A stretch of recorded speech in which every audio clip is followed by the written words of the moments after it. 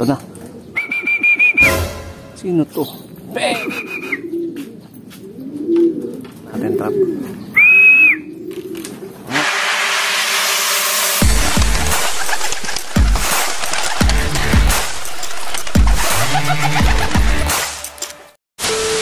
Good day mga ka-EA support today's video. So nag-attend tayo ng unang training, club training mga kalapatids sa SGDM RPA Combined MMFC.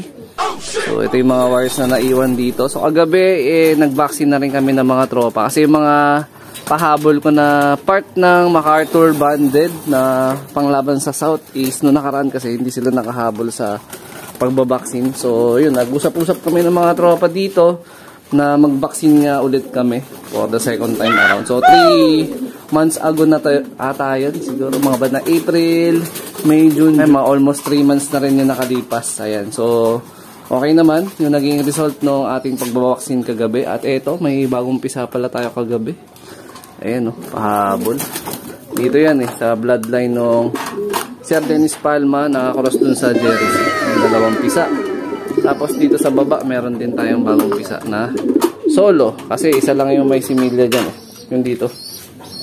Yung anak ng foundation bird natin na Benito Goke, Weapon X. Yan din yung tatay ni ni Batusay, yung Javier Leyte Clacker natin. So nag-release na yung club na eksaktong alas 7 sa DRT. So no last time na nag-toss tayo, yun din yung actual na pinagbitawan ng club. So possible may advantage tayo doon. So yun nga lang, yung 5 na binitawan natin doon that time na pang north is 4 lang yung kinarga natin kagabi. Kasi nga yung isa doon sa 5 na dapat ikakarga ko kagabi aksidente, isa sa nadampot ko na nabaksinan ulit. Kaya wala namang problema kung nabaksinan, kaya lang syempre nakaka-stress din sa ibon yung mag-take sila ng vaccine. Yung vaccine na ginagamit natin, ND Clone 30, yung pinapatak sa ilong tsaka pinapatak sa mata, yung gamit ni Idol X Machina. Yan, subok na natin yan, almost 2 years na natin ginagamit yan. So 2 years, 3 years, mga ganun. So naman, effective naman sa loft. So hanggang ngayon wala tayong issue or insidente ng badiling dito sa loft. Yun, awa naman ng Diyos. So tayo, nag-aantay na tayo ng ibon na pauwian kasi nga malapit lang naman yung DRT TOS or DRT training. Nasa 22 kilometers lang yun. At saka galing na rin sila dun So possible dito sila magagawa. Yan, dito sila lulusot sa parting yan. Yan, kasi yun yung lusot na norte. So sa susunod na training na lang natin ihahabol to na aksidente na nabaksinan ulit natin kagabi. A few moments later. Ay mga ka-EA, time check 7:20. Meron ako namataan, 2. Pero isa pala yung nakadapo dun. Sino kaya to? First dropper natin.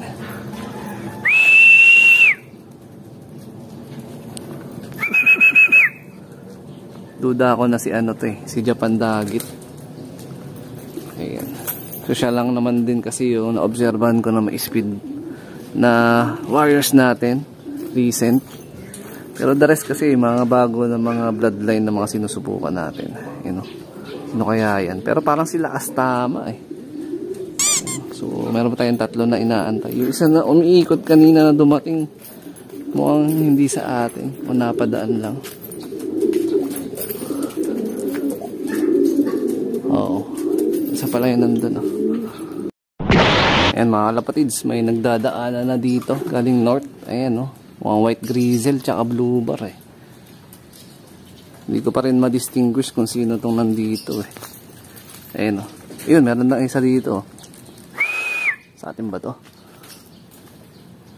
Tawiran ng north yung area natin Kaya pag gantong season ng north ang lipad madalas ang natin, mga loft visitor, mga tumutukod.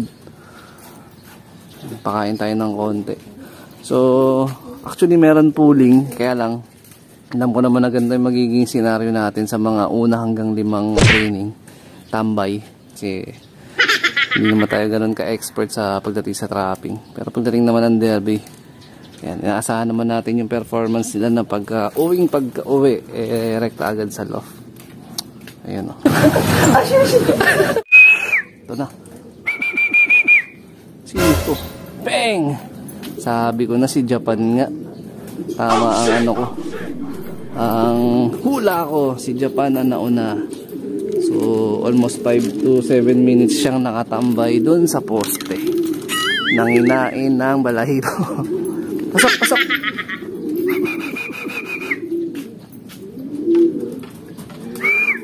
Ayun, trap natin, trap. Okay. So, dati pa naman, ganito talaga ang problem ko kay, kay Japan Dagit pag nauwi. Ayan, tambay sa poste. Ayan. Meron siyang ngayon naka-disable yung kanang paa niya. Pero pagaling na yan.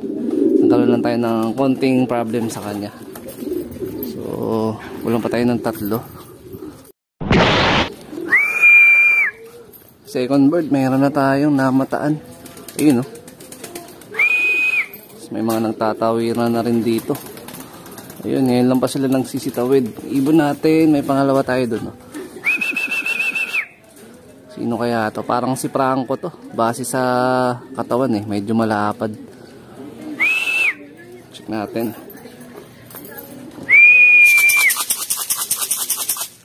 A few moments later. Ayun na, may dalawa na ron. Sino kaya to? Alam ko na sila. Pwede na! So tama nga ang hinala ko. Si Franco yung second dropper. Third dropper si White Top. So ang wala sila Kastama. Medyo mabagal talaga yung pauwian nun. Yung gantong speed kasi nasa 1,000 plus speed pa. Ayun, marami pa rin nagdadaanan Ayun Eto na. Sila Kastama na to. Ayun naka-checkered Ulelat sila Kastama, pero kagaya na in-expect ko din talaga yung yung arrival niyan pagkakarera, yung lahi niya.